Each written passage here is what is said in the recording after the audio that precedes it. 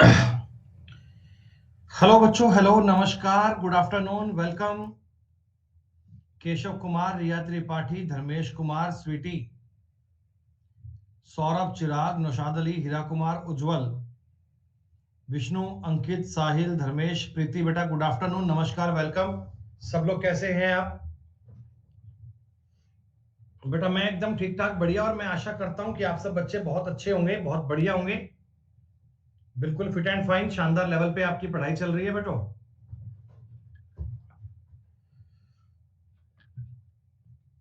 चलिए दोस्तों, शानदार, अल्टीमेट। बेटा 5 नंबर की परसेंटेज की आपकी शीट चल रही है। 5 नंबर शीट, पार्ट नंबर 5 चल रहा है। और इस पार्ट में आपने बच्चों लगभग सवाल कर लिए, लगभग। मतलब मैं ये कह रहा हूं कि सारे नहीं किए। हमने कल जो लास्ट में जिस क्वेश्चन पे कहानी अटक गई थी, वो सवाल पता कौन सा था?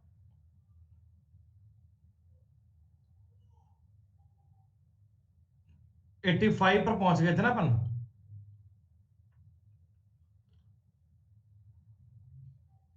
हाँ मेरे भाई, पहले 85 नंबर सवाल को अपन कर लेते हैं।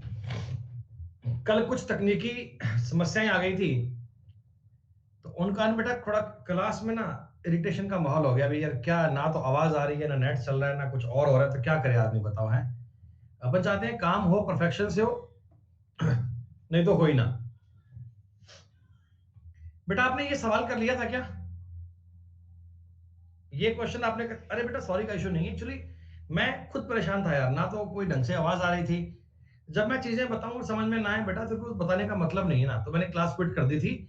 फिर मुझे लगा कि ये कल ही होना चाहिए, तो कोई दिक्कत नहीं है। चलो भाई, बेटा ये सवाल आपने किस प्रकार किया? एलिगेशन से कर लिया था ये। 8%, 5%, बीच में वो शायद 47/7 आया था, है ना? लेकिन दोस्तों देखो, एलिगेशन ना एक अच्छा तरीका है। एलिगेशन एक सिंपल तरीका है, कोई दिक्कत नहीं है। लेकिन उसके अलावा हम इस क्वेश्चन में एक तरीका और कर सकते हैं बच्चों। इसका नाम है परसेंटेज ब्रेक मेथड। ये क्या होता है, आप इस तरीके को गौर से समझना। जिन बच्चों ने परसेंटेज ब्रेक के बारे में नहीं पढ़ा, वो इसे बहुत ढंग से पढ़िएगा। क्योंकि ये वो टाइप है, ये वो सवाल है, ये वो क्वेश्चन है बेटा, जो आपको बहुत हेल्प करेगा। जो तरीका मैं आपको बताने वाला हूं ना अब, आप इन प्रकार के प्रत्येक सवालों में उसको लगाइएगा। देखिए, पहले मैं आपको एक बार बता रहा हूं कि कल आपने बेटा एलिगेशन किया था, है ना? तो एलिगेशन में आपने ये किया था, भाई इधर आपने लिखा मेल, इधर आपने लिखा फीमेल। फिर आपने कहा भी मेल में 8% वृद्धि हुई, फीमेल में 5% की हुई। फिर आपको क्या है बेटा, ये एवरेज ज्ञात करना था, ये वाला एवरेज। तो एवरेज के लिए आपने कर लिया 658/9800 और गुणा में 100। इससे कुछ संख्याएं कट पाई, कुछ संख्याएं नहीं कट पाई। तो कैलकुलेशन में आपको काफी टाइम लगा, काफी दोस्तों समय लगा।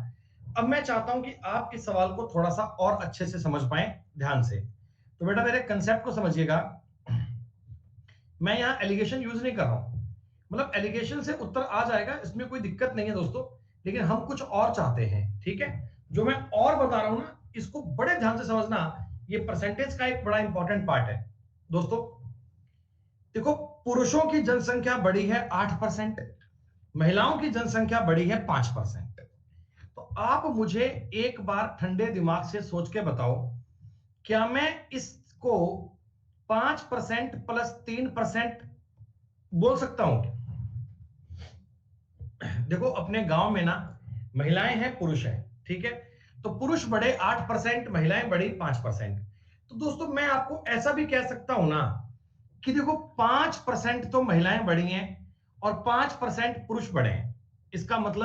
इसका मतलब टोटल जनसंख्या में कम से कम 5% का तो इंक्रीमेंट होना ही चाहिए दोस्तों। भाई महिलाएं भी 5% बढ़ रही हैं, पुरुष भी 5% बढ़ रहे हैं। तो कम से कम, मिनिमम की बात करूं तो 5% का इंक्रीज दोस्तों होना चाहिए। बोलो हाँ। हाँ, 9800 का 5% मैं अपने माइंड में ज्ञात कर सकता हूं। 9800 का 10% आता है 980, और दोस्तों 5% आता है 400। 90। ये बात आपको क्लियर? ये मैं बता रहा हूं कैलकुलेशन को इजी करना। दोस्तों एक मेरी बात को समझना, महिलाएं भी 5% बढ़ी, पुरुष भी 5% बढ़े, तो मेरे हिसाब से 490 लोग बढ़ने चाहिए थे। लेकिन साहब, लेकिन लोग तो 658 बढ़ रहे हैं ना, लोग तो 658 बढ़ रहे हैं, लोग 658 बढ़ रहे हैं दोस्तों। तो ये जो 168 लोग फालतू आए हैं, ये जो 168 लोग फालतू आए हैं, 168 लोग फालतू आए हैं, क्या ये मेल का 3% से आए होंगे क्या, यहां से आए होंगे क्या? बस अपना सवाल हो गया। मेल का 3% जो है ना, 3% वो दोस्तों 168 के बराबर है। पुरुषों का 3% 168 के बराबर है दोस्तों। 1% 56 के बराबर आएगा। और टोटल कितने पुरुष हैं बेटा? 5600। तुम्हारे सवाल का उत्तर आ गया। कैलकुलेशन करने में आपका देखो समय नहीं लगा। वैसे एलिगेशन बहुत सिंपल तरीका है, लेकिन ये एलिगेशन से भी इजी है, एलिगेशन से भी आसान है दोस्तों। इसका नाम है परसेंटेज ब्रेक मेथड। आपको कुछ कुछ मेरी बात समझ में आई? महिलाएं बढ़ी 5%, पुरुष बढ़े 8%। तो मैंने 8 को 5+3 कर लिया। तो मैंने ये बताया कि टोटल इंक्रीमेंट 5% का तो होना ही चाहिए, टोटल इंक्रीज 5% का तो होना ही चाहिए। 9800 का 5% होता है 490, 490। ठीक। अब मैं जानता हूं भैया 490 लोग बढ़ने चाहिए थे, लेकिन लोग बढ़े हैं 658, लोग इंक्रीज हुए हैं 658।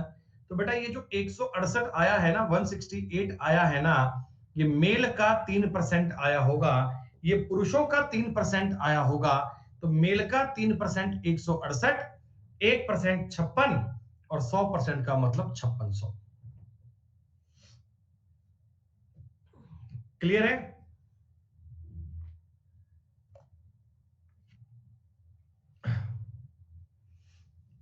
अरे मेरी बात सुनो भाई।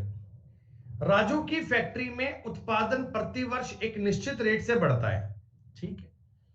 दर ज्ञात कीजिए अगर 2 वर्षों में उत्पादन 2 वर्षों बाद दुगना हो जाता है। दुगना, बेटा दुगने का मतलब क्या है? आज तुम्हारा प्रोडक्शन अगर 100 है, तो या एक मान लो आज तुम्हारा 1 है, तो 2 सालों में कितना? 2 हो गया क्या? आज तुम्हारा प्रोडक्शन 1 है, तो 2 सालों बाद में 2 हो गया। बच्चों आपको पता है क्या, आपको पता है क्या, 2 सालों के लिए, 2 सालों के लिए आप लोग क्या करते हो? स्क्वायर करते होते। तो अगर मैं ये 2 वर्ष का है, ये 2 वर्ष का है, अगर मुझे 1 वर्ष का ज्ञात करना है, तो मैं 1/√2 बोल सकता हूं क्या? यानी मैं ये कह सकता हूं कि 1 वर्ष में ना तुम्हारा जो प्रोडक्शन 1 था, वहां से √2 हो गया। कि प्रोडक्शन अगर 1 था तो √2 हो गया। बच्चों 1 से लेकर √2 होने के लिए कितना इंक्रीज हुआ? आप कहना जी √2 - 1 इंक्रीज हो गया। बोलो इतना इंक्रीज हुआ है क्या? अगर परसेंटेज ज्ञात करना है, देखो इतना इंक्रीज हुआ है 1 से। पहले प्रोडक्शन 1 था, आज हो गया √2। तो √2 - 1/1 गुणा 100 करके परसेंट कर दो बच्चों, परसेंटेज आ जाएगा 100 गुणा √2 - 1। आप केवल इस सवाल की लैंग्वेज में अटक गए थे, बाकी ये सवाल टफ नहीं था, बड़ा इजी क्वेश्चन दोस्तों, बड़ा सिंपल सवाल है। जैसे हमने ये काम कर दिया, 1/4 कैसे कर देंगे भाई? 1/4 कैसे कर देंगे?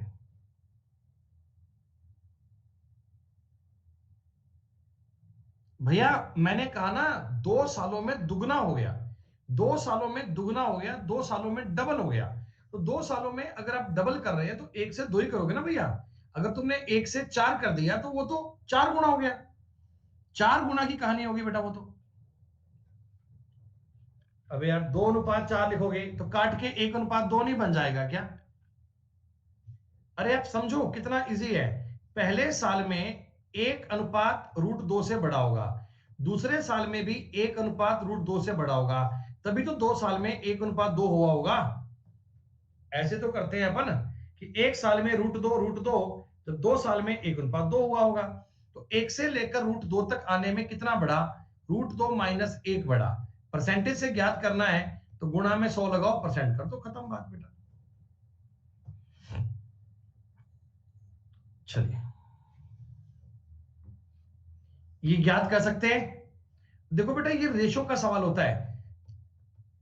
40,000 से 484 डबल जीरो हो गया, 2 जीरो से 2 जीरो काट लो, 4 से काट लो, ये 100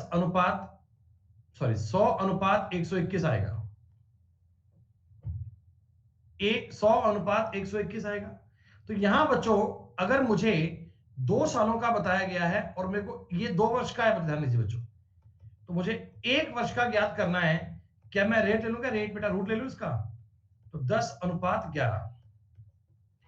अगर आपका प्रोडक्शन 1 साल में 10 से 11 हो रहा है, अगर 1 साल में 10 से 11 हो रहा है बच्चों, तो 10% इंक्रीज हो रहा है क्या भाई? 1 साल में 10 से 11 बनेगा तो क्या 10% इंक्रीज होगा? कोई दिक्कत नहीं है।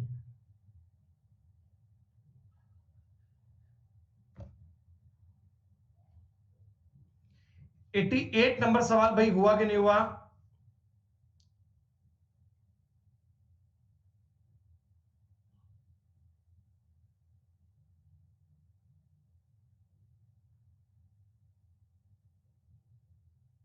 जो बच्चे बेटा तरीके से क्वेश्चन पढ़ते हैं ना, उनसे तो बन गया होगा, और जो आदमी बिल्कुल भी कोशिश नहीं करता वो सवाल नहीं कर पाएगा।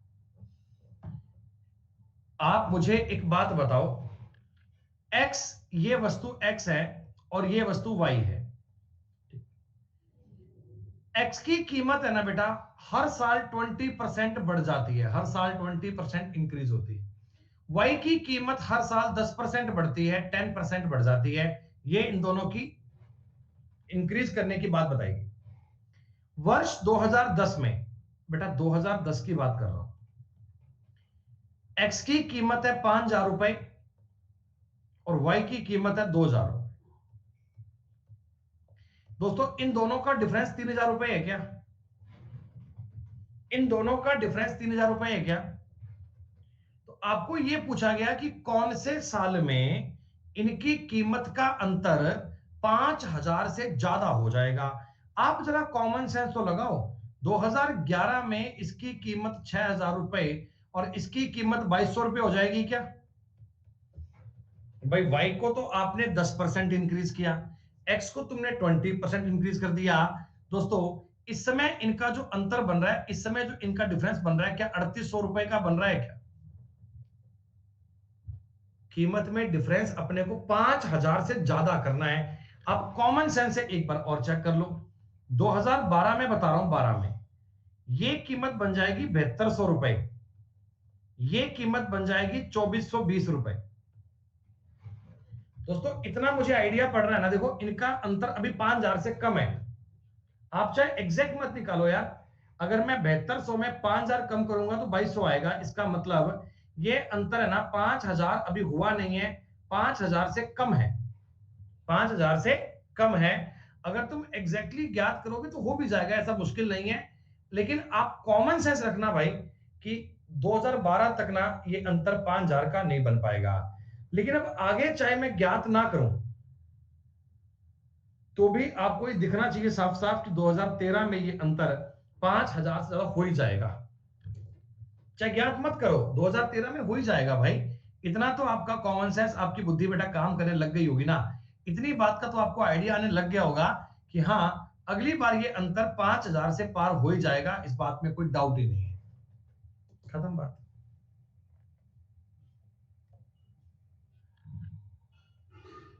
एट्टी 89 नंबर सवाल हुआ।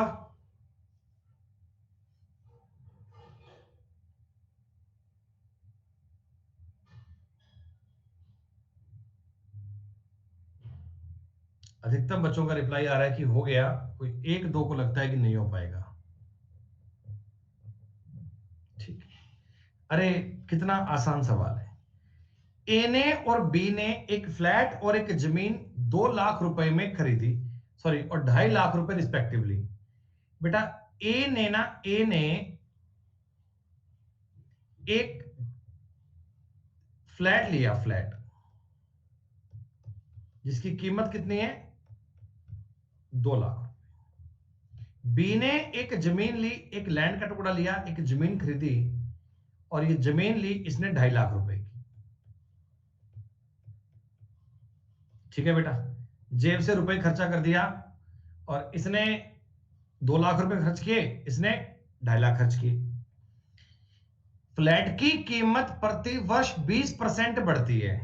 दोस्तों आप मुझे एक बात बताओ, 2 लाख की जमीन है, 2 सालों बाद इसका रेट, अगर मैं आपसे जानना चाहता हूं, 2 सालों बाद देखो 20-20% के इंक्रीमेंट 2 लग जाएंगे बेटा। आपको पता है 20-20% के इंक्रीमेंट 2 लग जाएंगे, और 20-20% के जब इंक्रीमेंट 2 लगते हैं तो वो 44% होता है क्या? तो आपके फ्लैट की हाल फिलहाल कीमत आ चुकी है 2,88,000 रुपए। कोई दिक्कत इस बात में? 2 लाख का दोस्तों आपने फ्लैट लिया था, 44% का इंक्रीमेंट लग गया 2 सालों में, 20-20 करके 44 हो गया, तो 2,88,000 रुपए दोस्तों आपके फ्लैट की कीमत आपको आज है, मतलब ठीक। जमीन की कीमत बढ़ती है दोस्तों 10%, तो 2 सालों में 21% बढ़ी होगी क्या? अब ये 21 कहां से आया, ये तुमको समझ में आ जाना चाहिए दोस्तों। ये 21 कहां से आया, इसके बारे में आपको कंफ्यूजन नहीं होना चाहिए, इसके बारे में आपको डाउट नहीं होना चाहिए। तो 2.5 लाख की जो जमीन है, 2.5 लाख रुपए की, वो कितनी बनेगी? एक साल में तो हो गई 3 लाख रुपए, सॉरी 2,75 की, 2,75 से और जोड़ दो, 3,02,500 रुपए हो गया। आसान बात है। तो प्यारे बच्चों, प्यारे मित्रों, मुझे एक बात बताओ, आज ना आज ए कहता भी मेरे फ्लैट की कीमत है 2,88,000 रुपए, बी कहता मेरे जमीन की कीमत है 3,02,000 रुपए। दोनों ये दोस्त हैं, दोनों मित्र हैं। बोलो भाई आज से अपन ना अपनी प्रॉपर्टी को आपस में एक्सचेंज कर लेते हैं, कि भाई आज से ये फ्लैट तेरा हो गया और आज से ये जमीन मेरी हो गई। दोनों ने अपनी आधिकारिकता बदल दी बेटा, ऑनरशिप आपने चेंज कर दी। ए ने अपना फ्लैट दे दिया बी को, और बी ने अपनी जमीन दे दी दोस्तों ए को। तो आप मुझे बताओ, ए का फायदा हुआ है नुकसान हुआ? दोस्तों ए को फायदा हुआ है नुकसान हुआ? ए को तो फायदा हुआ है और बी को नुकसान हुआ है ना? ए को फायदा हुआ है, तो हमसे ये पूछा गया जिसको लाभ हुआ है उसको कितने परसेंट का लाभ हुआ है। लाभ वाले को लाभ कितना हुआ है बच्चों? देखो मैं लाभ से काउंट कर रहा हूं, तो आप मुझे बताओ 14,500 का लाभ हुआ है क्या? कितने रुपए से? 2,88,000 रुपए से। दोस्तों गुणा में 100 करके परसेंट लगा दो, 2 जीरो से 2 जीरो, 1 जीरो से 1 जीरो काट दो। कुछ कट पाए तो कंप्लीट कंप्लीट काट लीजिए, फिर हो गया करना है। अगर 2 से काटेंगे 144, 2 से काटेंगे 725, बेटा ये कटेगा 5 सही 5/144%। क्वेश्चन पढ़ो भैया इंग्लिश में, MKJ बेटा सवाल पढ़ो इंग्लिश में, आपको बात समझ में आ जाएगी। थोड़ा हिंदी में 2.5 लाख मिसिंग है। काफी दोस्तों आसान सवाल था ये।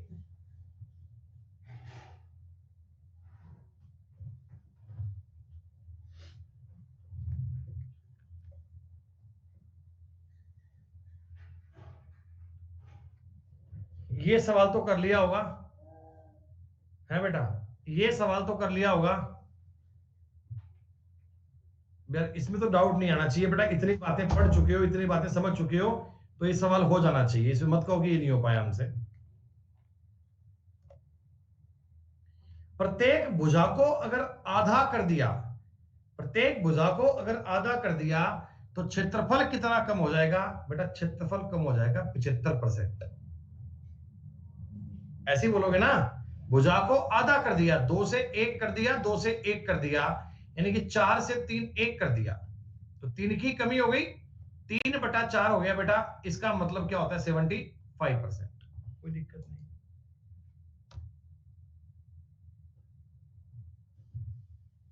बड़ा ही आसान क्वेश्चन है दोस्तों। लैंग्वेज आपको लगती है कि बहुत बड़ी है, लेकिन सवाल बहुत इजी है दोस्तों, बहुत इजी है। 2000 कर्मचारियों को एक काम सौंपा गया। पहले साल के अंत में कर्मचारी 15% कम हो गए। बेटा 15% कम का मतलब क्या? 20 से 17 हो गए क्या है? दूसरे साल के अंत में कर्मचारियों की संख्या 10% फिर से कम हो गई। तो भैया 10 से कितनी 9 रह गई क्या? तीसरे साल में अंत में कर्मचारी 10% बढ़ गए, तो क्या 10 से 11 हो गए क्या? खत्म। तो 20, 10, 200 और ये 2000 आ गया 2000। और यही हमें कहा गया था स्टार्टिंग में कर्मचारी 2000 ही तो थे। तो हमसे पूछा गया तीसरे साल के चौथे साल के अंत में कितने कर्मचारी हैं। तो बेटा इन तीनों का गुणा ही तो करना है यार। 17 निमा जानते हैं, 153 गुणा 11, 3, 8, 6, 1, खत्म बात। ये भाई जो है सिंह सिंह सिंह भाई, तो तुम क्लास परसेंटेज की डेली पढ़ते हो क्या भाई? क्या तुम रोज क्लास लेने आते हो क्या भाई? नहीं आते, मैं जानता हूं। तो जो चीजें बेसिक से बताई थी बेटा वो आपको समझ में नहीं आ रही, वो उनको आपने नहीं पढ़ा भाई, तो ये कैसे समझ में आएगा बताओ यार।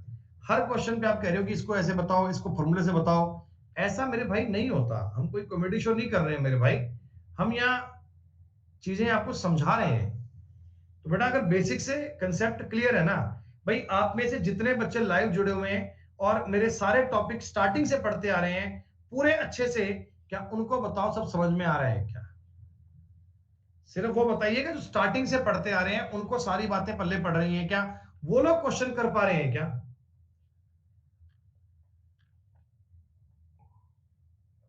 शुक्रिया। ये सवाल मुझे करने की नीड नहीं है बच्चों, ये करके बताऊं भाई।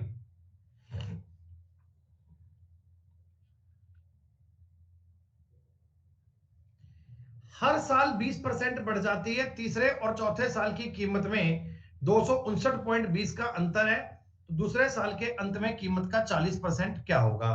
दोस्तों ये सवाल ना आपको सिंपल तरीके से करना चाहिए।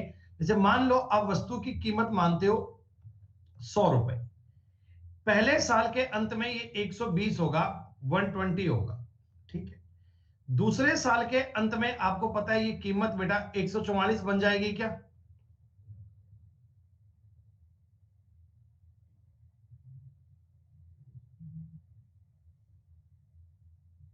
सही है। अगर आपको लगता है कि आगे कहानी बन जाएगी पॉइंट बेटा, कोई बात नहीं, आप इसमें 0 मान लो, 1000 मान लो, 1200 मान लो, ये मान लो, कोई फर्क नहीं पड़ता। अगर आप 1000 मान के चलते हैं तो कोई आपको इसमें दिक्कत वाली बात नहीं है बेटा। ये सवाल कुछ ऐसा है जो आगे आएगा ना, तीसरे साल का ब्याज, चौथे का ब्याज, वैसा है दोस्तों। यही है क्या? अरे बताओ बताओ, आगे कर लोगे ना सवाल आप? ये आगे हो जाएगा आपसे? ठीक है भाई, ठीक है। नहीं, 5-6 से नहीं कर पाओगे भाई। देखो ये तरीका है ना 5-6 वाला, ये आपका इनिशियल से फाइनल पे जाएगा। तो इसमें अगर आप कहना तीसरे और चौथे साल का बेटा बीच में कोई पॉइंट है तो वो ज्ञात नहीं कर सकते। इससे मैं ये ज्ञात कर सकता हूं कि बिल्कुल स्टार्टिंग में रेट क्या था और अंत में क्या हो गया। स्टार्टिंग में क्या था और अंत में क्या हो गया ये ज्ञात कर सकता हूं। लेकिन आप कहो सेकंड ईयर का, थर्ड ईयर का, तो वो इसमें संभव नहीं है भाई, वो पॉसिबल नहीं है इसमें।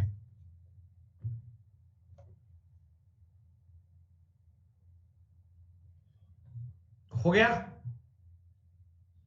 ये सवाल टफ नहीं है भाई। देखो चाहो तो आप 100 मान के कर लो भाई, चाहो तो आप 100 मान के कर लो, चाहो तो आप इसको कैसे मर्जी कर लो। 20 तरीके हैं सवाल करने के, ये कॉमन सेंस के सवाल आ गए हैं भाई। एक सवाल मैं बताऊं आपको, मान लो ये 100 रुपए कमा कर लाया, खरीदारी पर खर्चा कर दिया इसने 20 रुपए का, तो इसके पास 80 रुपए बच गए। 80 में से 5% इसने खर्च कर दिया पढ़ाई पर, तो पढ़ाई पे इसने खर्च किए 4 रुपए, तो इसके पास बच गए 76 रुपए। ठीक है।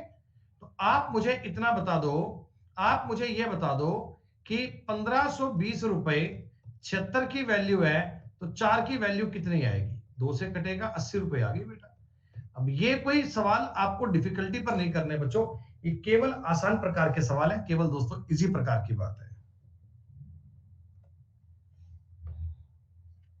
सब बच्चे मुझे बताओ यस और नो में 95 नंबर सवाल हुआ या नहीं, केवल यस और नो बोलिएगा।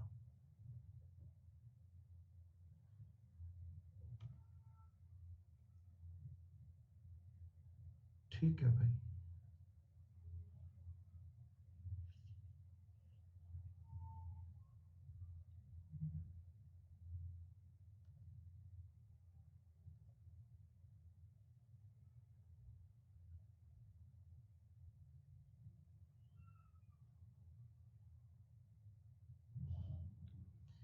इसमें आप लोगों ने ज्ञात कर लिया होगा ना सक्सेसिव, इसमें आप दोनों ने ज्ञात कर लिया होगा सक्सेसिव 30 और 6, 20 और 16 का सक्सेसिव, दोनों को अलग अलग देख लिया, रेट में कितना फर्क आ गया होगा चेक कर लिया होगा। ठीक है,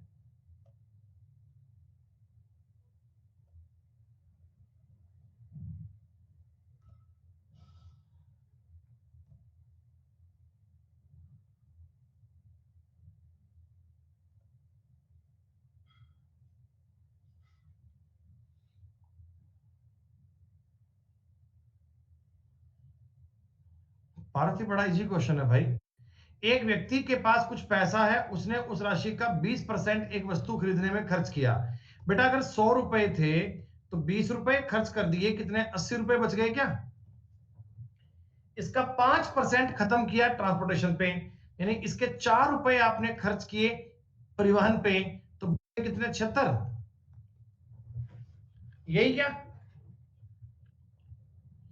अब देखो, इसके बाद उसने 120 रुपए दान किए और फिर भी उसके पास 1400 बच गए। मतलब यह हुआ कि परिवहन पे खर्चा करने के बाद उसके पास 1520 बचे थे क्या? परिवहन पे खर्चा करने के बाद उसकी जेब में 1520 रुपए थे, तो ही तो उसने 120 का दान कर दिया और बच गए 1400। वेरी गुड दोस्तों, एक की वैल्यू आ गई 20 और 4 की वैल्यू आ गई 80। हाँ वो सेम क्वेश्चन है, और उसमें 1520 आपको साफ साफ लिख कर दिया था, इन्होंने क्या 120 को ना और ऐसे डिवाइड कर दिया ताकि आप इसमें कंफ्यूज हो जाओ। और अब बेटा आप होना मत, आप बड़े अच्छे बालक।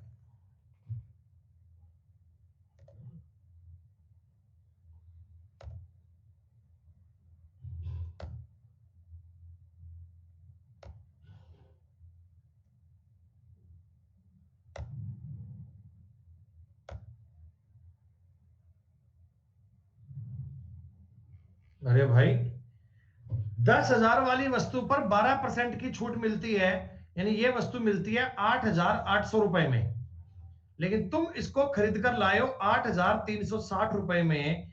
क्या बच्चों ये 440 की छूट तुम्हें एक्स्ट्रा मिल गई क्या?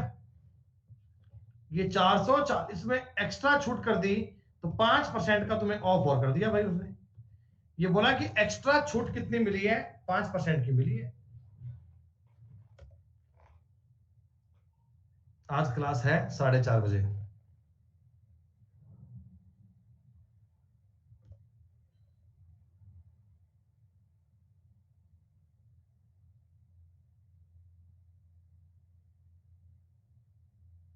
एक 111 कर लिया हुआ आपने?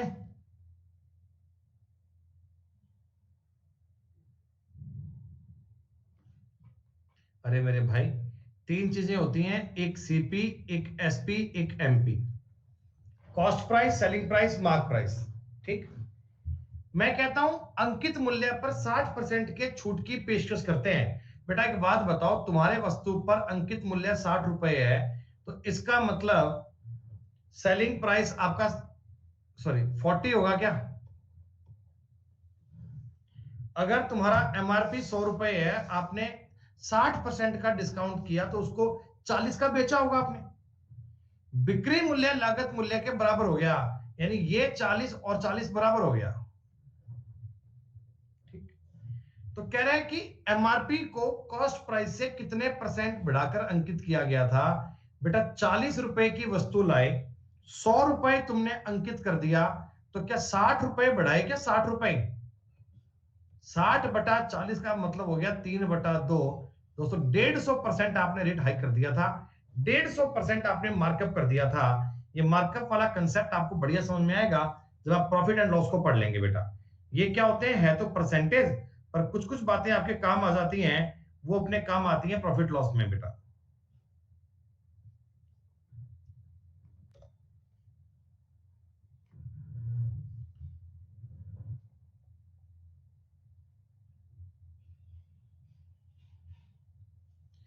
ये सवाल हो गया भाई। एक व्यक्ति अपनी संपत्ति का 30% भाग एक धर्म संप्रदाय को दान करता है, जो कि ठीक है, दान कर दिया। शेष राशि का 30% और 25% अपनी पत्नी और बेटे को दे देता है, ठीक है। तो बाकी धनराशि में से 3 बेटियों के बीच समान रूप से विभाजित करता है। एक बेटी को 42 लाख रुपए मिलते हैं। तो बताओ आदमी की कुल संपत्ति क्या थी? कर लिया होगा सवाल आपने ये। भाई मैंने आपको ये बताया है, एक आदमी के पास 100 रुपए थे मान लो, इसने दान कर दिया 30 रुपए, बचे कितने? 70। बोलो 70 का इसने 30 और 25 55% फिर बांट दिया बेटा, 55% फिर दे दिया पत्नी बेटे को। तो 70 का आपके पास बच गया 45%, यही बच गया। 70 का बच गया आपके पास 45। देखो ऐसा करो, अगर पॉइंट लग रहे जीरो आ जाएगा कहीं बीच में, तो आप ऐसा कर लो, कोई दिक्कत नहीं है, 700 मान लो, ठीक। तो ये 2 जीरो से 2 जीरो कट गई, 7 5 35 का 3 28 3 315। 1000 रुपए तुम घर से लेके निकले थे, 300 रुपए तुमने दान कर दिए, तो बचे कितने? 700। 700 का तुमने 55% दान कर दिया, बचा कितना? 45। तो ये जो बचे ना 315 रुपए, आपने बेटियों को इक्वल इक्वल बांट दिए। आपने इक्वल इक्वल बांट दिए। तो इक्वल इक्वल जब बांट दिए, तो प्रत्येक बच्चे के हिस्से में 105 रुपए आए होंगे क्या?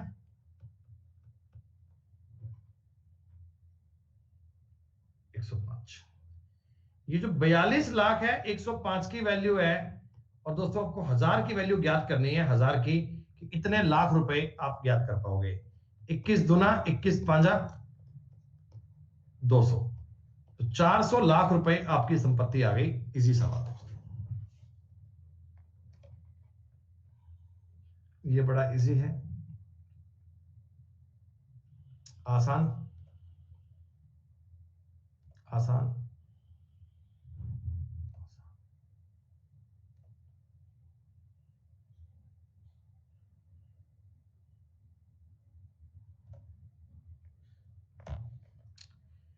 118 नंबर तक के सवाल बच्चों बताओ कंप्लीट हो गए क्या, या इनमें किसी का कोई डाउट बाकी है भाई? 118 नंबर तक की बातें पूरी हो गई सबकी? परसेंटेज की शीट नंबर 5 में आप लोगों ने सवाल किए हैं 118। शीट नंबर 4 में कितने सवाल थे? आई थिंक 60 के आसपास थे क्या? 60। शीट नंबर 3 में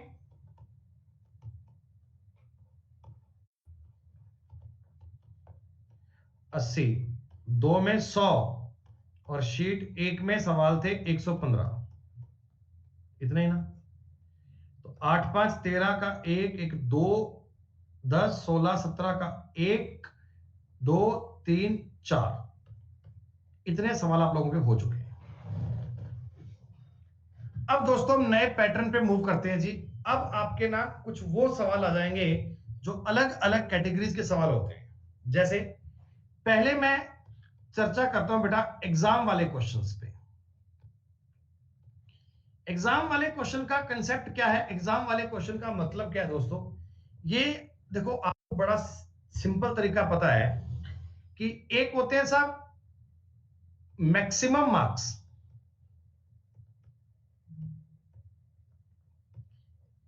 हिंदी में इन्हें बोलते हैं अधिकतम अंक।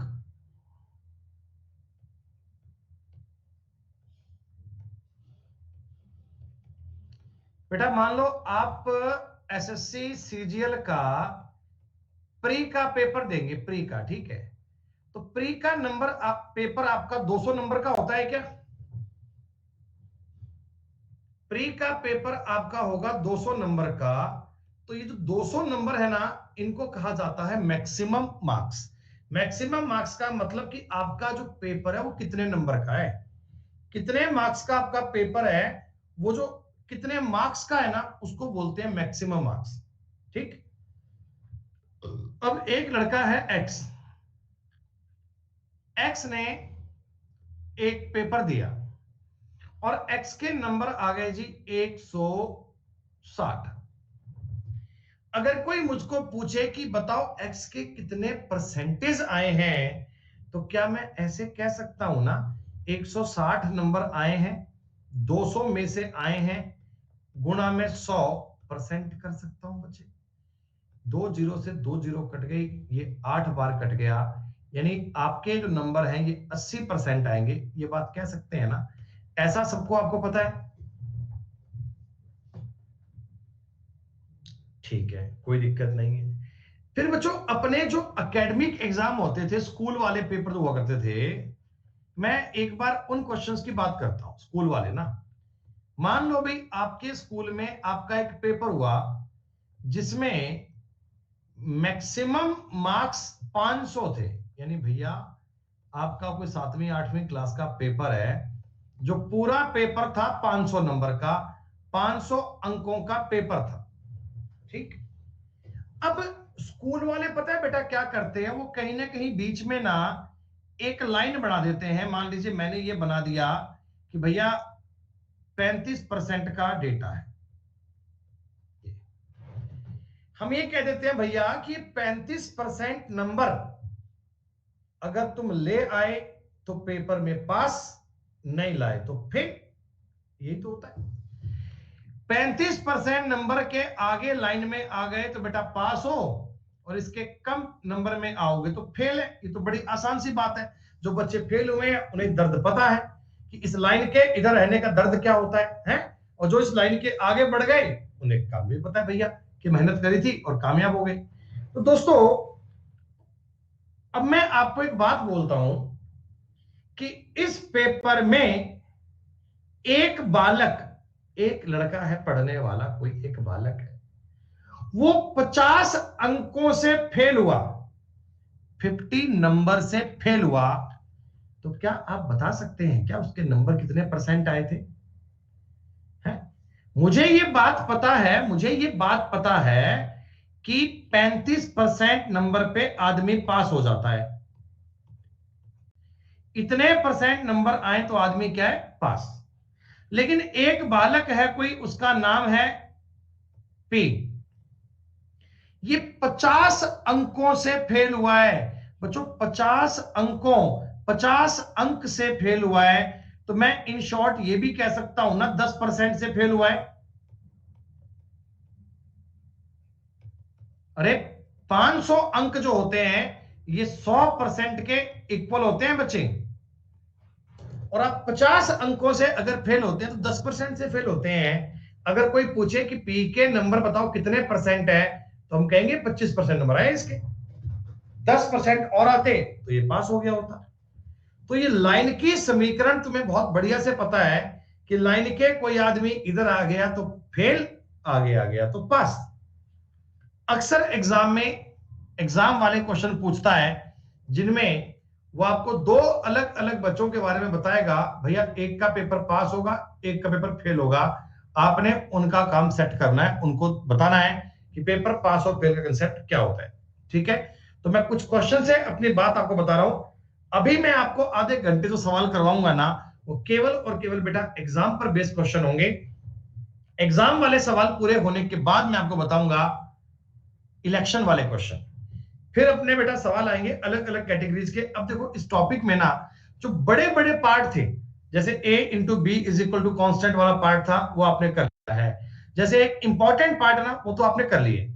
अब मैं बता रहा हूं कुछ पार्ट है बड़े चिन्ह चिन्ह से जो तुम्हें पूरे करने हैं।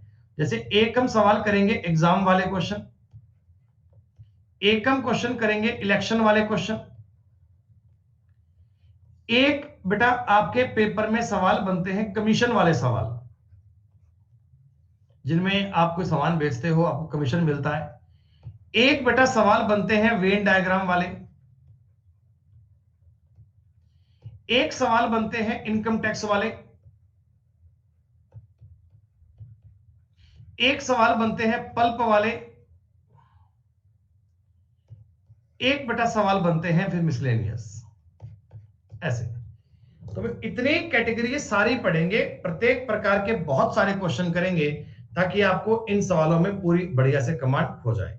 ठीक है, नहीं होगा बेटा हर्षिता, गारंटी दे रहा हूं बेटा, एक बार पढ़ लेना, उसके बाद डाउट कभी नहीं होगा। शीट नंबर 6 बड़ी छोटी सी शीट है, केवल 30 एक सवाल है इसमें। 30 में से 10-15 क्वेश्चन मैं करवा दूंगा और 10-15 आपको आगे हो जाएंगे। सुनो, अरे ये बीच में एक शीट वो वाली आ गई क्या बेटा? ये एक शीट आ गई बीच में यार, उसका मैं नाम भूल गया था। इनकम और एक्सपेंडिचर वाली शीट आ गई, इनकम और एक्सपेंडिचर वाली। तो बताओ, पहले आपको एग्जाम वाला करवाएं या बीच में ये करवा दें इनकम वाले सवाल?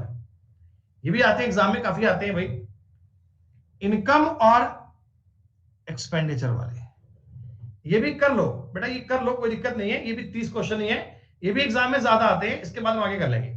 जो सीक्वेंस मैंने सेट कर रखी है ना, उसके अकॉर्डिंग चलते जाओ, उसके अकॉर्डिंग पढ़ते जाओ। जब आपने रेशो टॉपिक किया था, रेशो, तो आपको मैंने एक गणित समझाई थी बड़ी आसान सी, कि इनकम बराबर एक्सपेंडिचर प्लस सेविंग होता है। ये बात आपको पता है ना? हिंदी की अगर बात की जाए, आय बराबर व्यय प्लस बचत होता है। तो यहां दोस्तों, हर एक शख्स के बारे में अगर मुझे कोई दो चीजें मिल जाए ना, तो तीसरी अपने आप आइडिया हो जाता है। मैं आपको एक बात बोलता हूं कि एक व्यक्ति अपनी इनकम का 40% सेव करता है, मान लीजिए, तो आप ये समझ लो कि 100 रुपए कमाकर लाया, तो 60 रुपए का खर्चा कर दिया, 40 बचा लिए। यानी रेशो की बात करता हूं तो 5 रुपए में से 3 रुपए का खर्चा कर दिया और 2 रुपए बचा लिए। ऐसा होता है क्या? ये बातें आप रेशो में पढ़ चुके हो बड़े ही लेवल 0 से।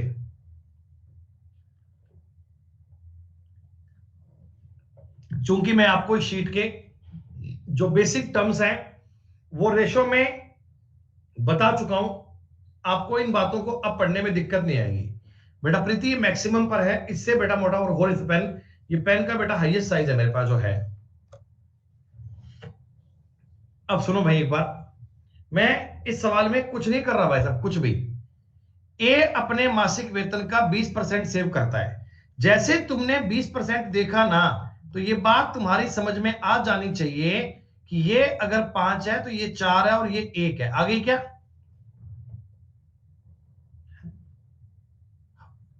उसकी मासिक खर्चा उसका 6,000 रुपए है। याशिका, तुमने सवाल गलत कर दिया। ये दोस्तों 6,000 रुपए, क्या बताओ 4 की वैल्यू है क्या? 6,000 रुपए क्या 4 की वैल्यू है क्या? तो बचत कितनी आएगी बेटा? बचत 1,500 रुपए आएगी ना, 12 थोड़ी आएगी। आपने डिवाइड कर लिया 5 से, 5 से नहीं करना, 4 से करना है, इसलिए उन्होंने पहला ऑप्शन 1200 ही दिया। सक्सेसिव वाला क्वेश्चन है, सक्सेसिव वाला। देखो अब ना, इनकम वाली बात और सक्सेसिव वाली बात मिक्स हो गई। हम इन बातों को समझते हैं। देखो, एक्स ने एक महीने में अपने 35% भोजन पर और 5% बच्चों की पढ़ाई पर खर्च किया। बेटा एक बात बताओ, कहीं तुम्हें सवाल में ऑन ऑफ रिमेनिंग या शेष का कुछ लिखा गया क्या? नहीं, नहीं लिखा गया। तो इसका मतलब डायरेक्ट सवाल कर लीजिएगा। अभी रटने वाली बात नहीं है, इनको समझना। क्या इस बंदे ने कुल मिलाकर अपनी सैलरी का 40% खर्चा कर दिया क्या? तो 40 अगर खर्चा कर दिया तो 3 रुपए बचा लिए 5 रुपए में से। तुरंत आपके दिमाग में लाइन छप जानी चाहिए, 5 2 3। सवाल कह रहा है इन दोनों मदों पर इतना खर्चा किया। दोस्तों 17,600 क्या 2 की वैल्यू है और आपको 5 की पूछी गई है क्या? क्या सवाल में इतना आसान काम तुमको दिया गया करने को क्या? रेशो तुमने अगर पढ़ा होगा तो इनको बड़ी फास्ट कर पाओगे। कितना इजी है ना? मेरे को हंसी आ रही है सवाल देखते। ये चीज देखो भैया, आय का इतना परसेंट खर्च कर रहा है, आय का इतना परसेंट खर्च कर रहा है, यानी कि 2/3 खर्चा करता है मेरे भाई। ₹3 अगर कमाकर लाया था, ₹2 का खर्चा ₹1 की सेविंग कर रहा है क्या? बोलो बोलो बोलो बोलो। ₹1200 अगर सेविंग करता है तो खर्चा 2400 का आएगा क्या? बड़ा इजी चल रहा है ना ये, क्योंकि देखो रेशो भी आपने पढ़ रखा है, ये बेसिक वाली फ्रैक्शन भी आपको याद हो चुकी हैं, तो अब वैल्यू सिस्टम भी आपके काम आ चुका है। तो ये चीजें क्या होती है, इन पर आपका माइंड फ्रेंडली बिहेव कर रहा है। ये सवाल देखकर दिमाग में तनाव नहीं आता कि यार ये तो मतलब ना 66 से तो क्या करूं, वो वाली फीलिंग नहीं आती। आप क्वेश्चन देख के कहते हैं भैया ये तो हो गया, खत्म बात।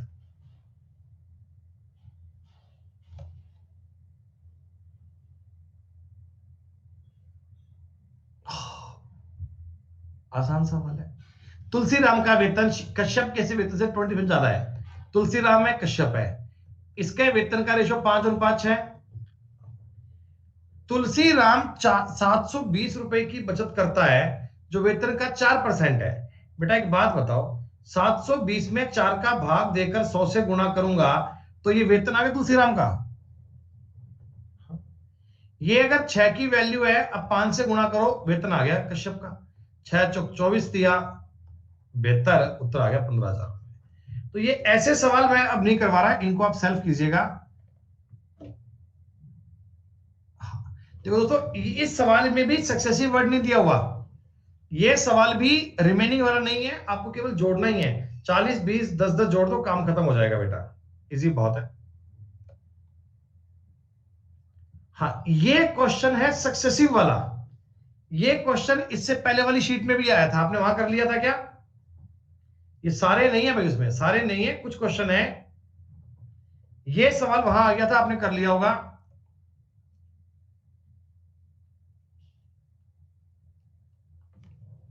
एक बात बताओ मुझे, कितना बढ़िया सवाल, देखो। राम अपने वेतन का 14% सेव करता है, श्याम अपने वेतन का 22% सेव करता है, दोनों की बराबर सैलरी है। बेटा राम की सैलरी और श्याम की सैलरी बराबर है, जितने पैसे राम को मिलते हैं उतने ही पैसे श्याम को मिलते हैं। और बचत, जो सेविंग की बात करता हूं, सेविंग, अगर मैं इनकी बचत की बात करता हूं, बचत, तो राम अपने वेतन का 14% बचाता है, श्याम अपने वेतन का 22% बचाता है। तो राम कितनी बचत करता है? तो 1540 में 22 का भाग दोगे, 14 से गुणा करोगे, उत्तर आ जाएगा क्या? इतना ही काम करना ना तुम्हें, कोई लंबा चौड़ा काम करने बैठ जाओ भैया, एक लाइन का सवाल है, 7 से काट लेना, उत्तर आ जाएगा 980 रुपये। कितनी इजी मैथ है बताओ, कितनी आसान गणित है, ऐसे ही दिमाग में हवा लेके डोल रहे हो। ये सवाल देखो भैया, कितना बढ़िया सवाल है। एक कोई परिवार है, ये चावल भी खाते हैं, ये मछली भी खाते हैं, और ये तेल भी खाते हैं। तेल में मछली को फ्राई करते हैं, चावल को अलग से बनाते हैं, फिर मिलाकर को खाते हैं, ठीक है। इनका जो खर्चा होता है ये 12:17:3 में होता है। टोटल इस परिवार का जो खर्चा हो रहा है महीने का, क्या दोस्तों 32 रुपए हो रहा है क्या? अब देखो, आगे तुम्हें इनके परसेंटेज ज्ञात करने हैं, आगे तुम्हें इनके परसेंटेज ज्ञात करने हैं, तो क्यों ना मैं इनके आगे एक एक जीरो लगा लूं क्या? भाई ऐसा मुझे लगता है कि ना, इतना परसेंट ज्ञात करने में थोड़ा सा क्या माइंड कंफर्ट रहेगा, आपको दिक्कत नहीं आएगी। हाँ। चावल का रेट बढ़ गया 20%, दोस्तों देखो, हालांकि जीरो नहीं लगाओगे ना तो भी कोई दिक्कत नहीं। चावल का रेट बढ़ गया 20%, 24 रुपए बढ़ जाएगा क्या? मैं सिर्फ बात कर रहा हूं कितना रेट बढ़ा है। मछली का रेट बढ़ गया 30%, क्या मछली के रेट में 51 रुपए की बढ़ोतरी आ गई क्या? और तेल का रेट बढ़ गया भैया 50%, बहुत महंगाई हो गई भाई, 15 रुपए यहां रेट बढ़ गया। तो टोटल बताओ कितना पैसा बढ़ गया, टोटल बताओ बेटा कितना खर्चा बढ़ गया? 25 75 90 रुपए खर्चा बढ़ गया, 90 रुपए घर का। अरे बताओ, 90 रुपए का खर्चा बढ़ गया क्या? कितने रुपए से? आप कहना चाहिए 320 रुपए से। गुणा 100 लगाओ परसेंट, 1 0 से 1 0 काट दो, 25 चौका 100 8, 225/8 करना बेटा, 8 दूनी 16, 6 28 सही 1/8%। आसान सवाल है, आया समझ में?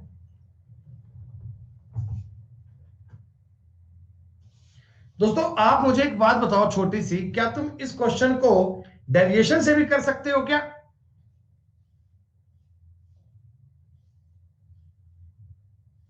ये तो मतलब मैंने आपको बताया बेसिक वाली बात। अगर मैं इसी क्वेश्चन पे देखो आपको डेविएशन समझाऊं, चलो मैं एक पेज नया ऐड कर लेता हूं ताकि पता दिक्कत नहीं आए, है ना?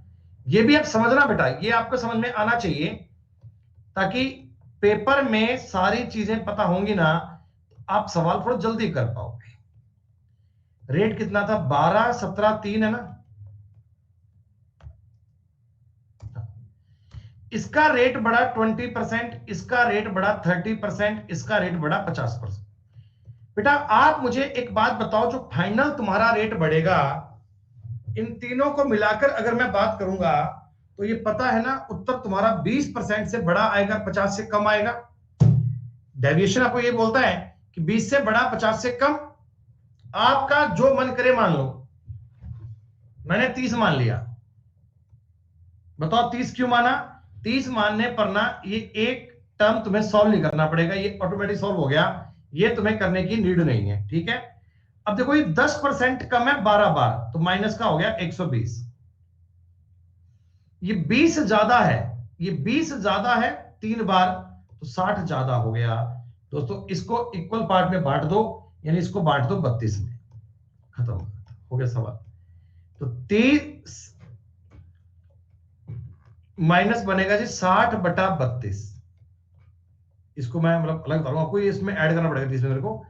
4 से काट लो, 4 से काट लो 15 और ये 8, मतलब दोस्तों 30 माइनस 1 सही 7/8, बात वहीं आ गई 28 सही 1/8। डेविएशन से भी आप कर सकते हैं, डेविएशन बहुत इजी है बच्चों, ऐसे हर सवाल को आसान करने के लिए ये रामबाण तरीका होता है। ये सवाल हमने किया था ऐसा, कुछ कुछ याद आ रहा है आपको?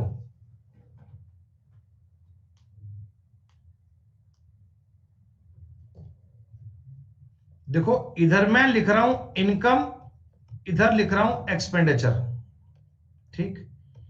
इधर लिख रहा हूं ए और इधर लिख रहा हूं बी। पहले मैं ये पॉइंट उठा रहा हूं, इस पॉइंट को उठाओ पहले आप। ए की इनकम बी के खर्चे का 75% है, ए की इनकम बी के खर्चे का 75% है, ऐसे मान लो। अगर ऐसे मन नहीं कर रहा, इसको 4 3 मान लो, कोई दिक्कत थोड़ी है। ए की इनकम बी के खर्चे का 75% है, ठीक है? और कहते हैं ए का खर्चा, ए की इनकम बी की इनकम का 60% है, 60% है, इधर 5 कर दो बेटा, तभी तो ए की इनकम बी की इनकम का बन पाएगा 60%। और ए का खर्चा बी के खर्चे का 70% है, ए का खर्चा बी के खर्चे का 70% है, 2.8 आएगा इधर। इनकम में से खर्चा घटाओगे तो क्या जाती है? सेविंग।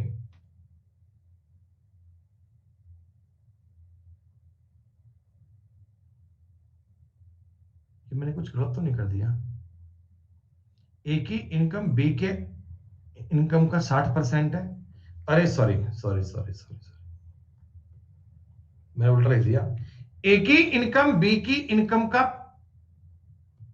60% है, यहां आएगा 5,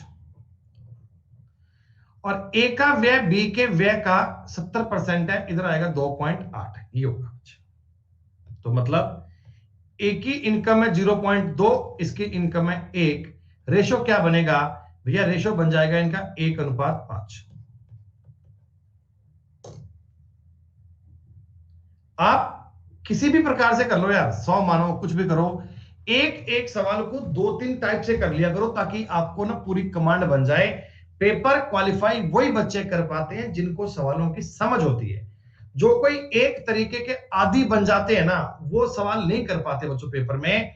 उनका रिजल्ट पॉजिटिव नहीं आता है। सवाल को पढ़ के बताओ जी, कर लोगे या करके बताओ? थोड़ा फास्ट करना जी, मुझे बताना क्या आप ये सवाल कर लोगे क्या?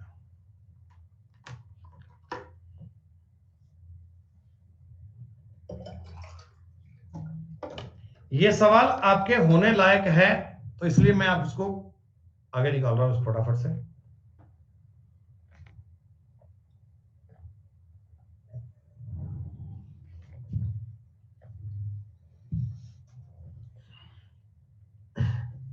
बड़ा सिंपल सवाल दोस्तों, बहुत सिंपल सवाल है। सारे परसेंटेज बड़े स्पेशल हैं,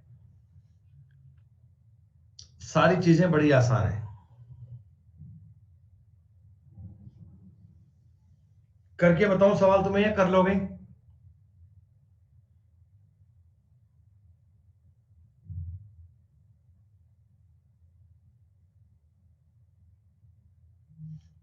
चलो कोई बात नहीं, देख लो एक बार।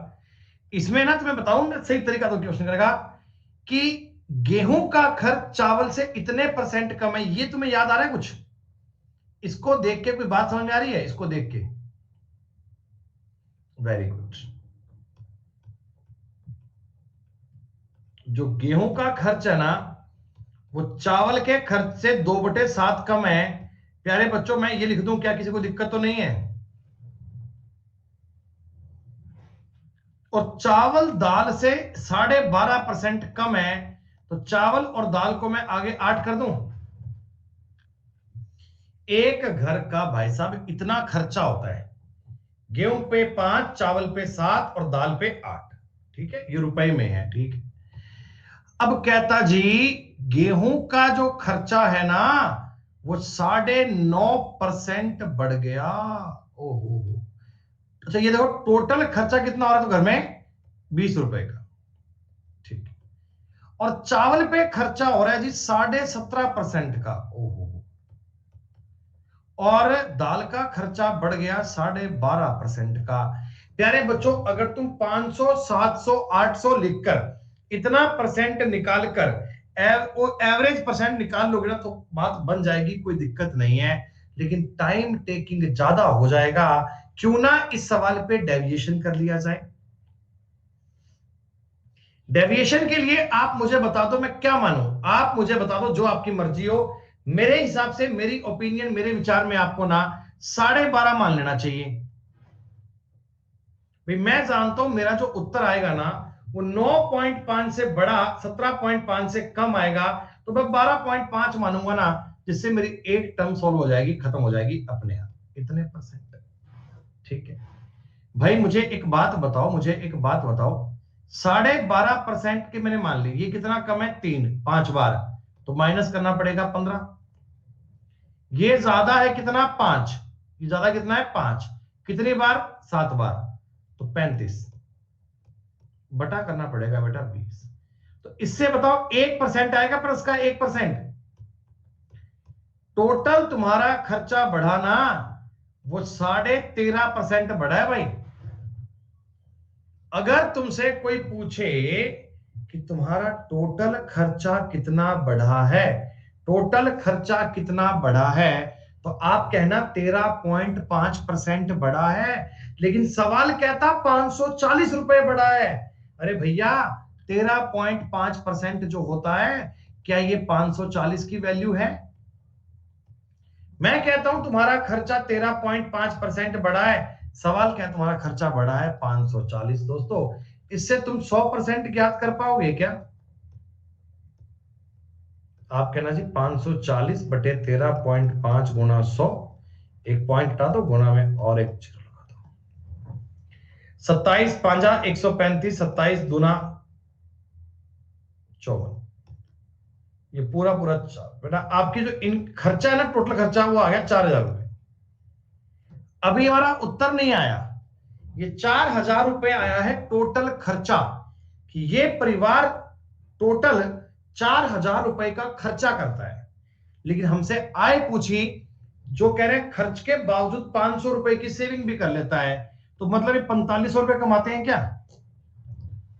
4500 रुपए कमाते हैं, तभी तो बेटा 4,000 रुपए खर्च करने के बाद भी 500 रुपए बचाकर अपने गांव ले जा रहे हैं बेटा, तो 4500 रुपए इनकी इनकम रही हुई। ये दोस्तों परसेंटेज के वो उम्दा सवाल हैं जिनको पेपर में कई बच्चे छोड़कर आ जाते हैं, कहते सर ये बस की बात नहीं है। लेकिन मैं उम्मीद करता हूं कि अब आपको ना ये चीजें एक कॉन्फिडेंस बूस्टअप करने में काम कर रही होंगी।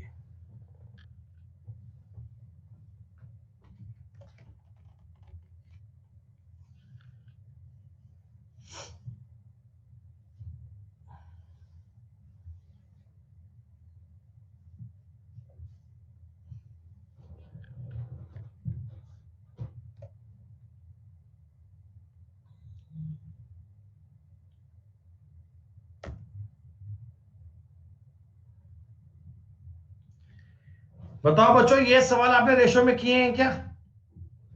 ये सेम प्रकार का सवाल मैंने रेशो में कराया, आपको किसी को याद होगा शायद, कि ए अपनी इनकम का 80% अगर खर्च करता है तो 20% सेव करता होगा। ये जो बचत का रेशो दिया है ना, यहां से तुम इनके इनकम के रेशो पे पहुंच जाओगे, और जैसे ही इनके इनकम पे जाओगे आपका क्वेश्चन सॉल्व हो जाएगा।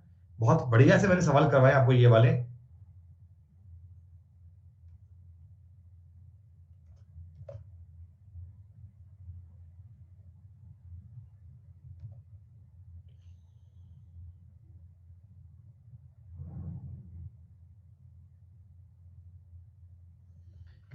इस क्वेश्चन को करने का बताओ बेटा बेस्ट तरीका क्या है?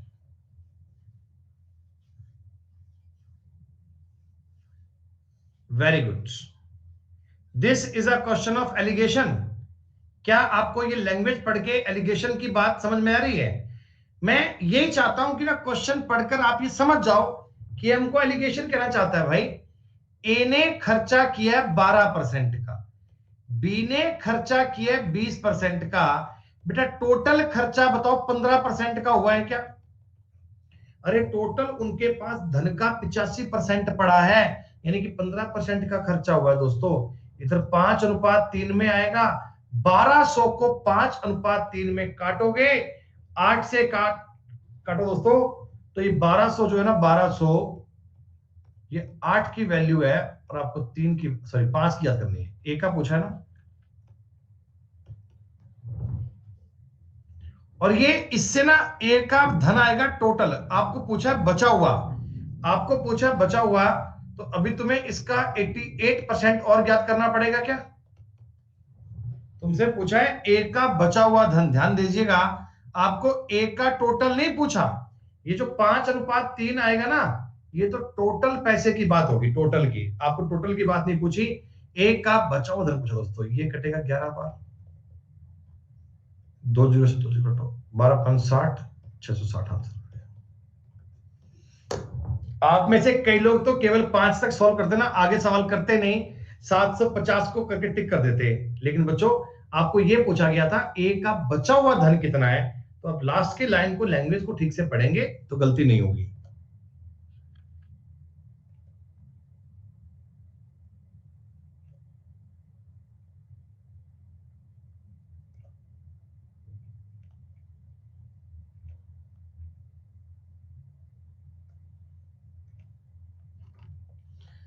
ये बेटा सारे सवाल देखो एक जैसे हैं, इन्हें कर लोगे ना आप। जैसे कह रहा है बचत और आय इस अनुपात में वेतन इतने % बढ़ गया, बचत इतने % बढ़ गई, तो व्यय में कितने % की वृद्धि हो गई। कुछ भी नहीं है भाई, आपको ये बात पता है, आपको एक मंत्र पता है कि इनकम बराबर एक्सपेंडिचर प्लस सेविंग होता है। तो व्यय और बचत 5 1 में, ये 6 है। तुम्हें कुछ और करने का मन नहीं कर रहा, तुम 600 500 100 मान लो भाई, ताकि परसेंट ज्ञात करना इजी रहे। वेतन 25% बढ़ा दिया, यानी 150 रुपए बढ़ जाएगी तुम्हारी सैलरी। बचत तुमने 15% बढ़ा दी, यानी 115 की तुम्हारी सेविंग हो गई। तो दोस्तों तुम्हारी जो खर्चा हुआ, खर्चा तुम्हारा वो 35 रुपए बढ़ गया क्या? सॉरी 15 आएगा, खर्चा तुम्हारा बढ़ गया 135 रुपए, तो ये लगभग 27% आ गया बेटा, खत्म हो गया। रेशो पढ़ने के बाद, सब बातों के बेसिक पढ़ने के बाद ना, ये सवाल तुमको बड़े इजी लगेंगे, इनमें आपको दिक्कत कभी नहीं आएगी दोस्तों।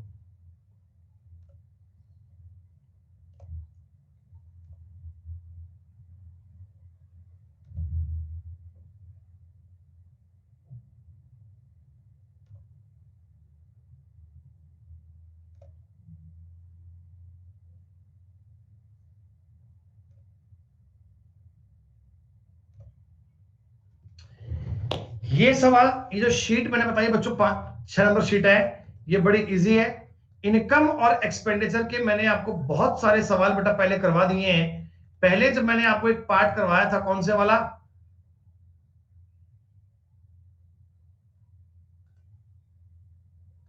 रेशो वाला, ये उसमें करवा दिया था। फिर भी कुछ क्वेश्चन रह जाएंगे बेटा, तो आप कल क्लास में कर लीजिएगा, कल नहीं परसों कर लीजिएगा। अगर इस वाली शीट में कोई डाउट रह जाए, कोई समस्या रह जाए बेटा, तो आप अगली क्लास में कर सकते हैं। लेकिन एक बार संघर्ष खुद से कीजिएगा, क्योंकि उस शीट में जितने सवाल है ना, वो सारे मैं पहले करवा चुका हूं आपको। हाँ, पर ये बात हो गई, उसे पढ़े हुए 1-2 महीने बीत गए हैं, कहीं आपके माइंड से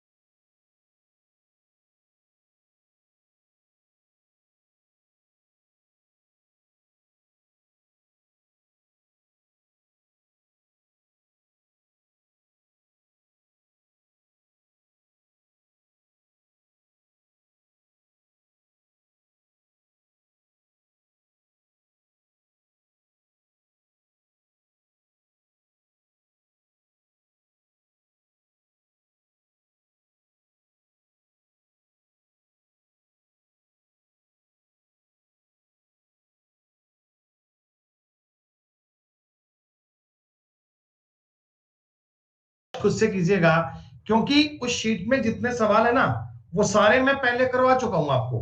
हाँ, पर ये बात हो गई, उसे पढ़े हुए 1-2 महीने बीत गए हैं, कहीं आपके माइंड से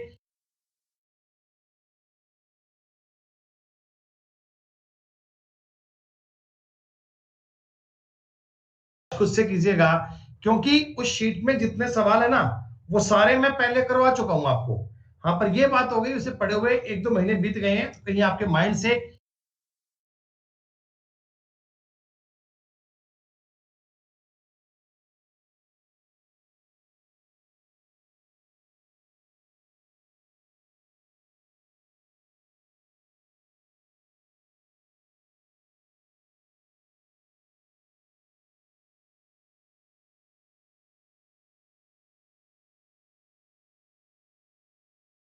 पढ़े हुए 1-2 महीने बीत गए हैं, कहीं आपके माइंड से कुछ स्किप ना हो गया हो, ये ध्यान रख लीजिएगा बस।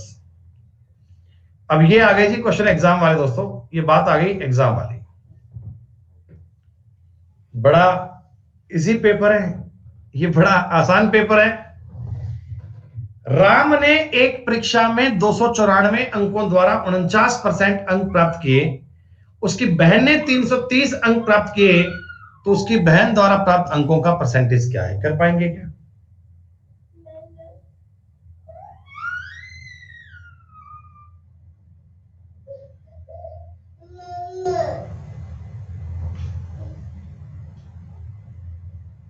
लड्डू, गेट के बाहर खड़ी है, उसकी मम्मी यहाँ पे होगी नहीं गेट खोलने के लिए। लड्डू,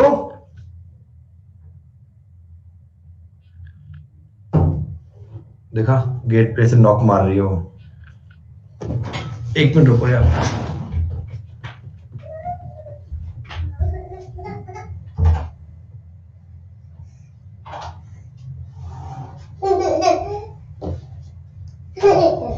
हाँ बेटा, आजा आजा आजा आजा।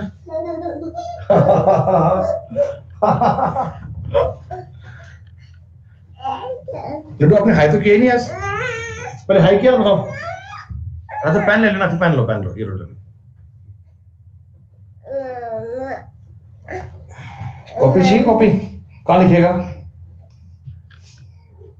ये पेन, वेरी गुड।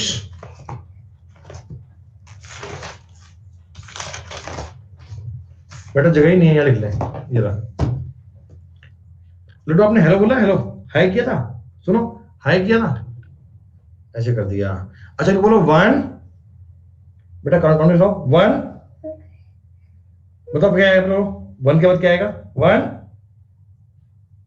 लड्डू बोल बेटा 1। इसको पेन चाहिए, मैंने पेन ले लिया इसका, ये रहा, तो ये पेन ढूंढ रही है। पहले बताओ 1, नहीं बताएगा, तो जाओ पेन नहीं मिलेगा, जाओ। आई शाबाश,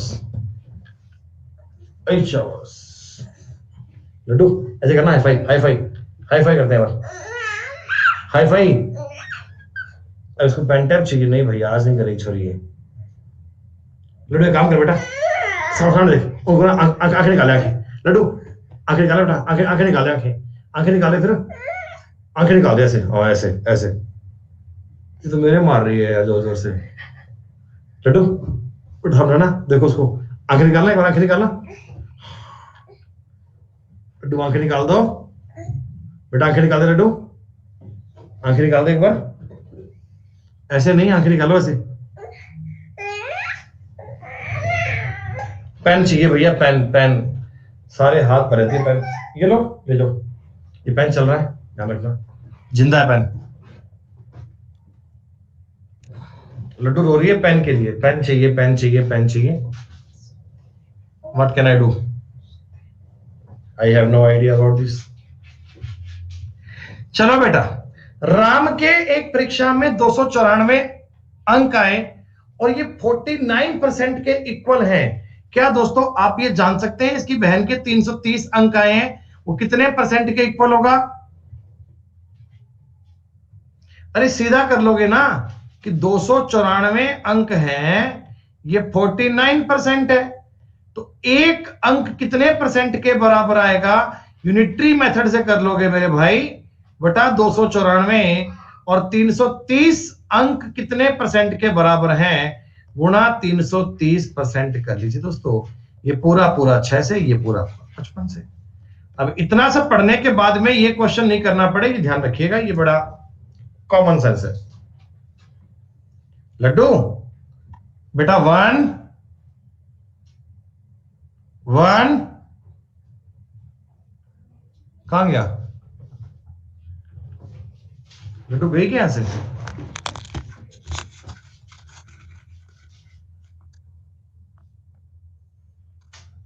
हेलो 1 1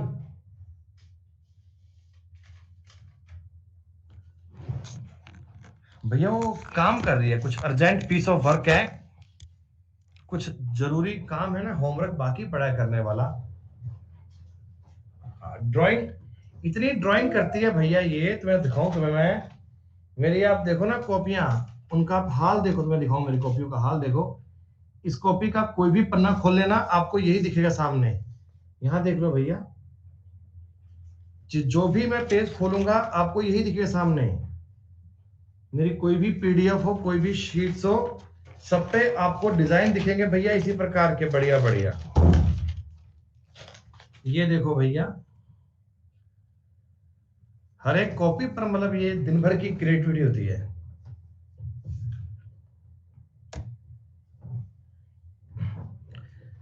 हाँ भाई, ये बेटा एग्जाम वाले क्वेश्चंस के लिए कुछ सिंपल सवाल देखो, ये है एक्चुअल में एग्जाम वाले क्वेश्चन की लैंग्वेज।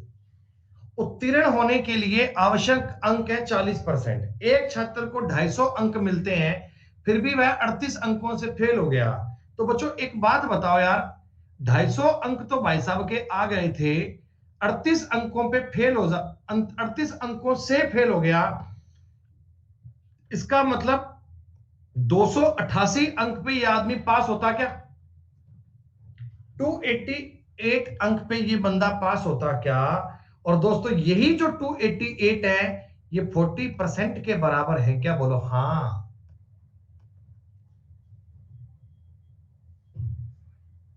तो जनाब अगर तुम्हें टोटल अंक ज्ञात करने हैं, गुणा 5/2 कर लो, ये मत पूछना कैसे कर लिया मैंने, अब ये काम 720। मैं तुम्हें कुछ अच्छे अच्छे सवाल करवाना चाहता हूं, ये तो आप कर ही लोग, मैं जानता हूं।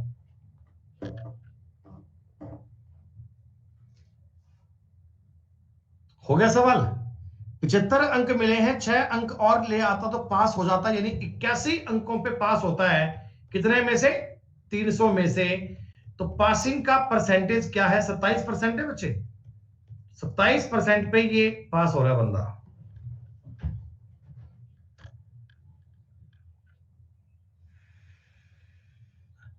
क्या 35% 224 की वैल्यू है? 35% 224 की वैल्यू है। आपको 100% ज्ञात करना है।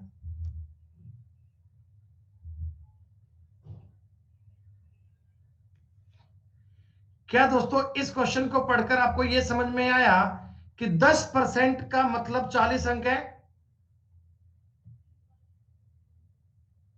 ये लैंग्वेज समझने की बात है भाई। 45% बंदा नंबर लेके आया था, 55% चाहिए थे। परसेंटेज की बात करता हूं तो 10% से फेल हुआ है। टोटल अंकों की बात करता हूं तो 40 अंकों से फेल हुआ है।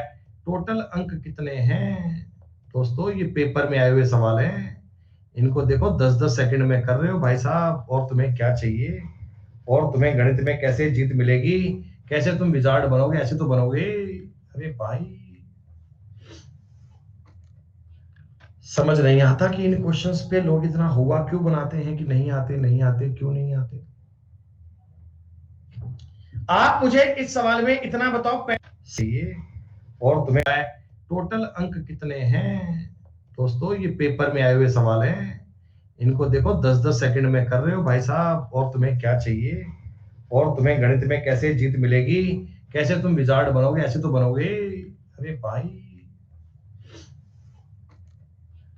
समझ नहीं आता कि इन क्वेश्चंस पे लोग इतना हुआ क्यों बनाते हैं कि नहीं आते, नहीं आते, क्यों नहीं आते। आप मुझे इस सवाल में इतना बताओ, 35% किसके बराबर होगा? 35% किसके बराबर होगा? 105 के क्या? Very good. 8% दोस्तों 3 के, और ये 300 की बात आ गई, खत्म बात। गर्दा गर्दा उड़ा दिए। क्यों नहीं उड़ेगा भाई? 40% अंक प्राप्त करते हैं, 67 अंक पाता है, 13 अंकों से फेल होता है। अधिकतम अंक क्या होंगे? अरे मेरे भाई, अरे मेरे भाई, अरे मेरे भाई। उत्तीर्ण होने के लिए 40% अंक प्राप्त करते हैं। 40% 80 की वैल्यू है, उत्तर 200 आ गया। ये पेपर के आए हुए क्वेश्चन है, तुम्हें पता है? Do you know? अरे वाह, तुम्हें गणित में तुम मतलब किसी को ना पढ़ाना होगा तो पढ़ा भी आना यार। क्या तुम पेपर पास करने की बात करते हो दोस्तों?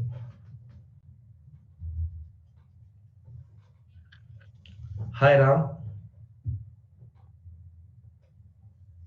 36%। क्या 36% दोस्तों 90 की वैल्यू है क्या? है? हो गया सवाल। 100% की वैल्यू ज्ञात करनी है। कैलकुलेशन भी ऐसी आएगी कि तुम गर्दा गर्दा कर दोगे भैया। 90/10 4, और बोलो बच्चों 250 उत्तर आ जाएगा।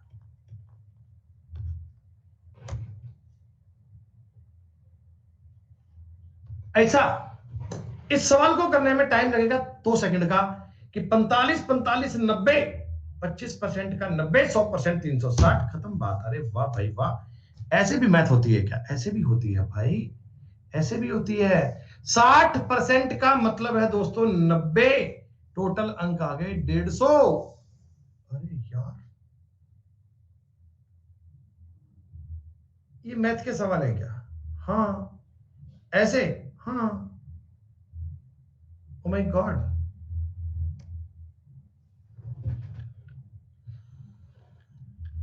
36% बराबर है 225 के।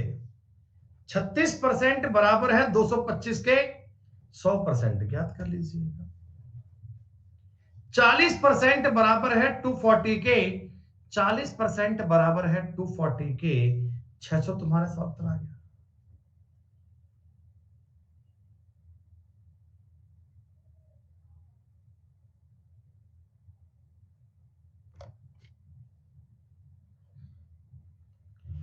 क्या दोस्तों ये 8% 40 के बराबर है क्या? मतलब मैं परसेंटेज की बात करता हूं तो 33% लाना, तुम 25 ला के आओ, परसेंटेज में 8 से फेल हो, 40 से फेल हो। 8%, 40, 1%, 500%, 500। 13 सवाल तुमने कर लिए 12 मिनट में, बताओ यार। ओए होए होए होए, 35% 210 के बराबर है क्या? ओए होए होए होए। रजनीश कुमार जी गलती कर दी बेटा, उत्तर 600 आएगा इसका। हाँ, 400 नहीं आएगा, 600 आएगा।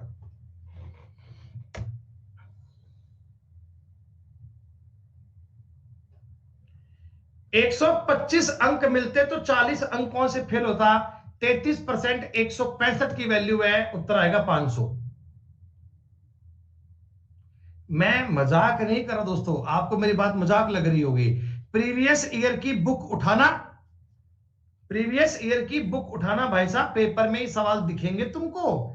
एसएससी की चैप्टर वाइज रीजनिंग की बुक पढ़ लीजिए, चैप्टर वाइज मैथ्स की बुक पढ़ लीजिए, ये सारे सवाल मिल जाएंगे। और लोग इनको छोड़ कर आते हैं भाई साहब, लिटरली मैं उन लोगों को जानता हूं जो पेपर में इन इन इन क्वेश्चन को छोड़ के आते हैं, कहते हैं गुरुजी मैथ बहुत टफ आई थी, मैं कर नहीं पाया। मैं पूछता हूं तू नालायक कहां था आज तक, तो हमसे पहले मिला क्यों नहीं?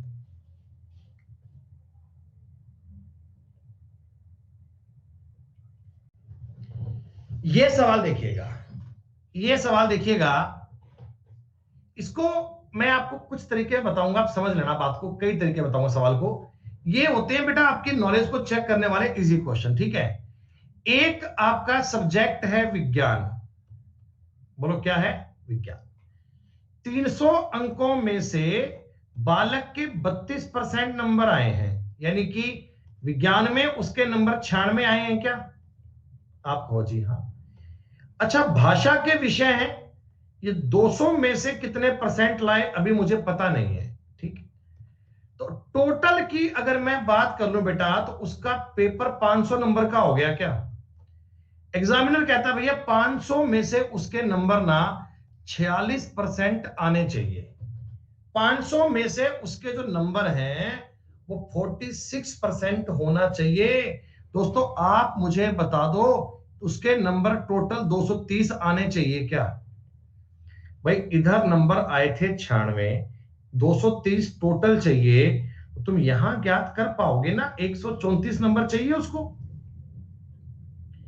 और 200 में से 134 ला रहा है, तो 67% नंबर चाहिए उसको यहां पर।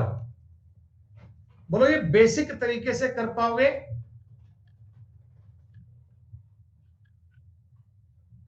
अच्छा, वहीं मैं तुमको चाहता हूं ये सवाल बताना, एलिगेशन से कर पाओगे?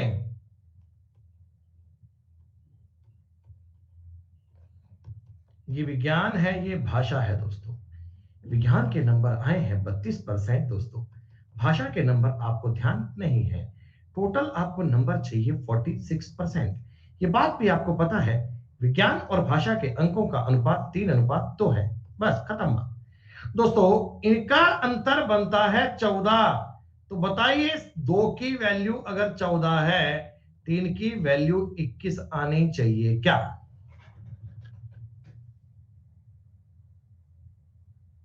और ये संख्या अब आपको देखो पता है, ये मैंने बताया था आपको, मीन वैल्यू जो होता है वो इन दोनों के बीच में आता है। तो 32 तो कम है 46 से, तो 46 से बड़ा ही आएगा, 67% आएगा। बेसिक से भी हो गया, इससे भी हो गया। ये क्वेश्चन डेविएशन से बन जाएगा क्या? हाँ, हम उससे भी करके देखते हैं एक बार।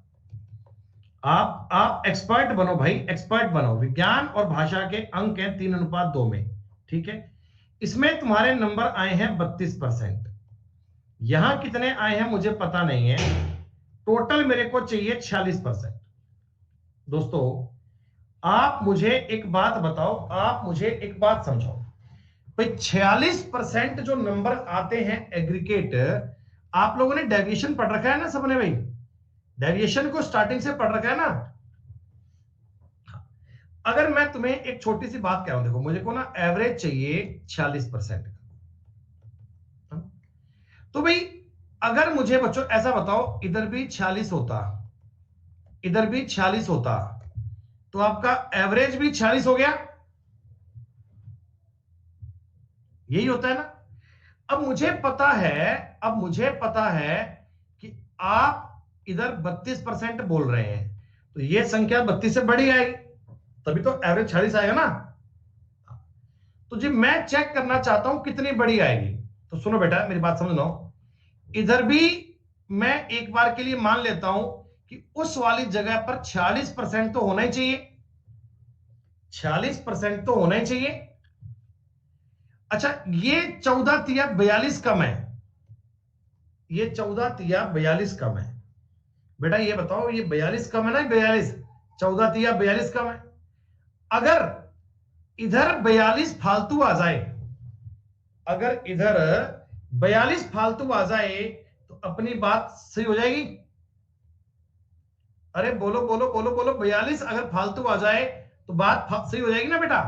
तो इधर अगर 42 फालतू करना है, और 42 फालतू कब, 42 फालतू 2 बार, मतलब ये जो परसेंटेज है ये 46% प्लस 21% आना चाहिए ना, 67% आना चाहिए। आप ऐसे भी कर सकते हो।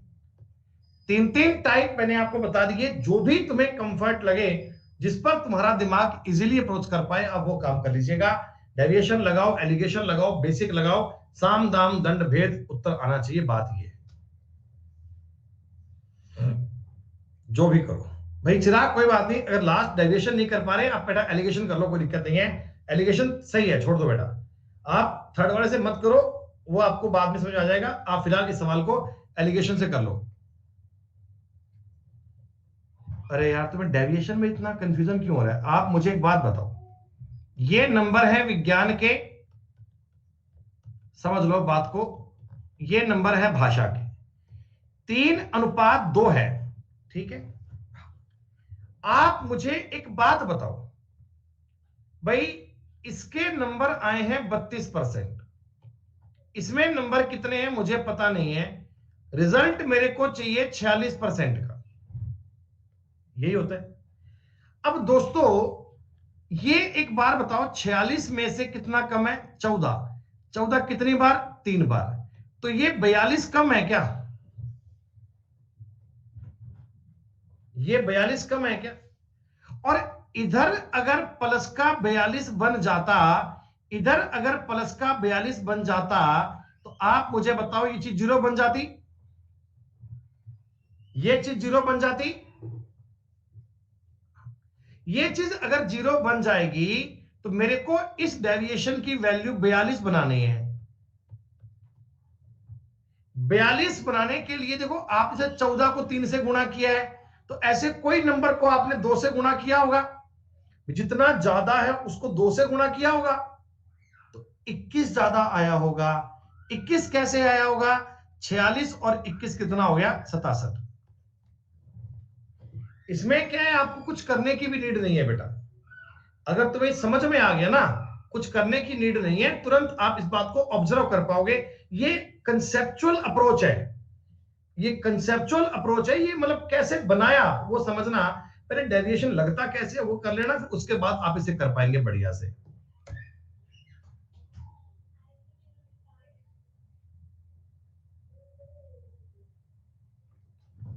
परीक्षा का पूर्णांक 100 है, सैद्धांतिक परीक्षा, व्यवहारिक परीक्षा, प्रयोजन कार्य, मौखिक परीक्षा हेतु अंक 40, 30, 20 और 10 है, ठीक है। इसमें 80%, 70%, 60% और 50% अंक प्राप्त किए। कोई दिक्कत नहीं है, बड़ा आसान सवाल है। लैंग्वेज ही ऐसी है, ड्रावनी ड्रावनी सी। अरे भैया, 40 में से 80% नंबर लेकर आया एक आदमी, तो 32 नंबर लाया है ना। फिर 30 में से 70% नंबर लाया है, 21 नंबर लाया है। 20 में से 60% नंबर लाया है, 12 लाया है। और 10 में से 5 लाया है। जोड़ लो इनको यार।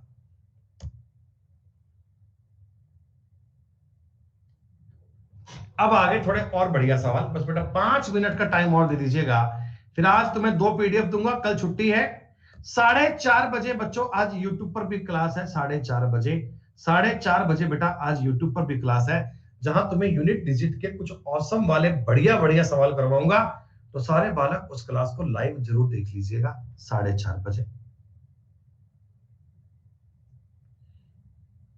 बेटा मेरी बात सुनो, ये एक पेपर में ना जब भी कोई एग्जाम होता है तो बीच में कहीं एक लाइन रख देते हैं। ये लाइन क्या है? ये बॉर्डर लाइन है कि आप इस लाइन के पार गए तो पास और कम रह गए तो फेल। यही होता है नॉर्मली। एक बालक है बच्चा, इसका नाम है शिंटू। ये 28% नंबर लेकर आया है और 55 अंकों से फेल हो गया। मतलब आपको यह पता है क्या कि इसके 55 नंबर और होते तो यह बंदा भी एग्जाम पास कर जाता। इसी बालक में, इसी पेपर में एक बालक और है, इसके 37% नंबर आए हैं। 37% नंबर आए हैं। उत्तीर्णांकों से 17 ज्यादा है दोस्तों। 17 नंबर फालतू लेकर आया है। यानी एक लाइन के इस पार है 55 नंबर, एक लाइन के उस पार है 17 नंबर। जरा मुझे बताइएगा, अंकों में इनका डिफरेंस 72 नंबर का आएगा क्या? दोस्तों अंकों में इनका डिफरेंस 72 नंबर का आएगा क्या? आप कहोगे जी हां। तो प्यारे मित्रों, 9% की वैल्यू बेहतर आ गई क्या? 28 और 9 37। परसेंटेज में तो इनका अंतर 9 है और अंकों में इनका अंतर बेहतर है। दोस्तों 1% का मतलब आ गया 8। आप 28% ज्ञात करो सीधा। 8 8 64 का 4 हासिल 6 16 और 6 22। यानी मैं ये जानता हूं इस वाले शख्स के ना 224 नंबर तो आए थे, लेकिन भाई साहब पास होने के लिए 55 नंबर की और आवश्यकता है। तो 279 नंबर पर ये एग्जाम पास हो जाता है। 279 नंबर पर ये एग्जाम पास हो जाता है। मैं एक बार नजर मार लेता हूं कि कौन कौन से सवाल ऐसे हैं जो आपसे हो पाएंगे। हो जाएगा।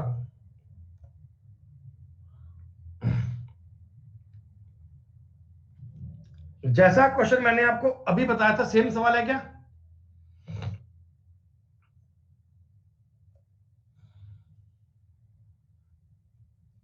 100% सेम सवाल आपके परसेंटेज की एक पहली शीट में आ चुका है।